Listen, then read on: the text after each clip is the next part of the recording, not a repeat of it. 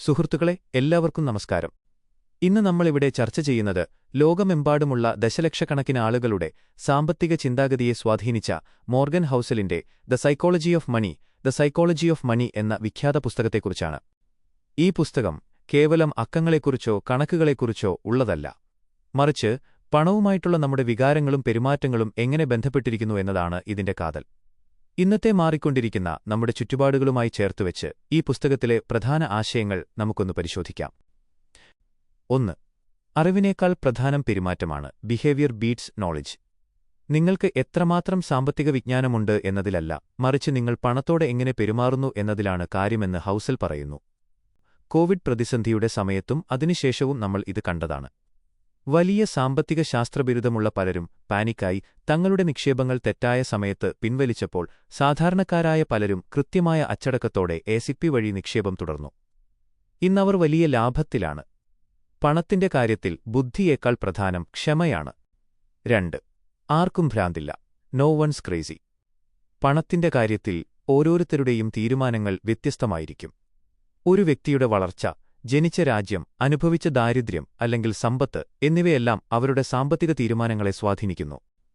ഇന്ന് നമ്മുടെ നാട്ടിൽ ഡിജിറ്റൽ കറൻസികളും ക്രിപ്റ്റോകളും UPI ഇടപാടുകളും വ്യാപകമാണ്. പഴയ തലമുറയിലുള്ളവർ ഇപ്പോഴും പണം കയ്യിൽ സൂക്ഷിക്കാൻ ഇഷ്ടപ്പെടുമ്പോൾ പുതിയ തലമുറ ഡിജിറ്റൽ നിക്ഷേപങ്ങളിലേക്ക് തിരിയുന്നു. ആരുടെയും തീരുമാനം തെറ്റല്ല, അവരുടെ അനുഭവങ്ങളാണ് അവരെ നയിക്കുന്നത്. 3. മതി എന്ന് എപ്പോഴാണ് പറയേണ്ടത്? Never enough. ചില ആളുകൾക്ക് എത്ര പണമുണ്ടായാലും തൃപ്തി വരില്ല. കൂടുതൽ നേടാനുള്ള ആർത്തിയിൽ അവർ കയ്യിലുള്ളതുകൂടി നഷ്ടപ്പെടുത്തുന്നു. സമീപകാലത്ത് ഓൺലൈൻ ചൂതാട്ടങ്ങളിലും പെട്ടെന്ന് പണം ഇരട്ടിയാക്കാം എന്ന് മോഹിപ്പിക്കുന്ന തട്ടിപ്പുകളിലും പെട്ട് ലക്ഷങ്ങൾ നഷ്ടപ്പെട്ട നമ്മുടെ നാട്ടിലെ യുവാക്കളുടെ വാർത്തകൾ നമ്മൾ കാണാറുണ്ട്. ഉള്ളതുകൊണ്ട് തൃപ്തിപ്പെടാൻ പഠിക്കാത്തതാണ് ഇതിന് കാരണം. 4. സമ്പത്ത് എന്നാൽ കാണപ്പെടാത്തതാണ്. Wealth is what you don't see. വില കൂടിയ കാറുകളും ആഡംബര വസ്ത്രങ്ങളും കാണിക്കുന്നത് ഒരാളുടെ ആഡംബരം മാത്രമാണ്, അവരുടെ സമ്പത്ത് അല്ല. സമ്പത്ത് എന്നത് ഭാവിയിലേക്ക് കരുതിവച്ചിരിക്കുന്ന, പുറത്തേക്ക് കാണിക്കാത്ത പണമാണ്. സോഷ്യൽ മീഡിയയിലെ ഇൻഫ്ലുവൻസർ സംസ്കാരം ഇന്ന് യുവാക്കളെ വലിയ രീതിയിൽ സ്വാധീനിക്കുന്നുണ്ട്.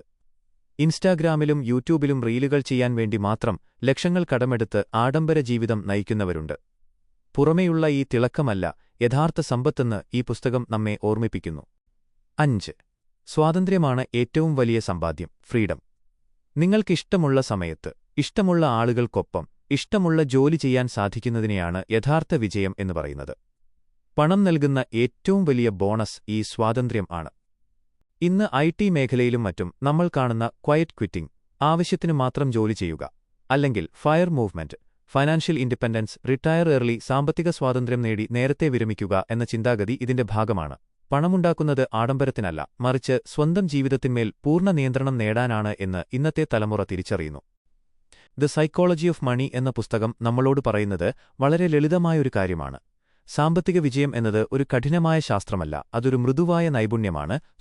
നിങ്ങളുടെ വരുമാനത്തിൽ നിന്നും ഒരു ചെറിയ പങ്ക് മാറ്റിവെക്കാനും, ആഡംബരങ്ങൾ കാണിച്ച് മറ്റുള്ളവരെ ആകർഷിക്കാതിരിക്കാനും, വിപണിയിലെ താൽക്കാലിക തകർച്ചകളിൽ പതറാതെ ക്ഷമയോടെയിരിക്കാനും കഴിഞ്ഞാൽ നിങ്ങൾക്ക് മികച്ചൊരു സാമ്പത്തിക ഭാവിയുണ്ടാകും. ഈ ആധുനിക യുഗത്തിൽ പണത്തോടുള്ള നമ്മുടെ മനോഭാവം തിരുത്താൻ ഈ പുസ്തകം വലിയൊരു വഴികാട്ടിയാണ്. എന്റെ വാക്കുകൾ ശ്രവിച്ച ഏവർക്കും നന്ദി, നമസ്കാരം.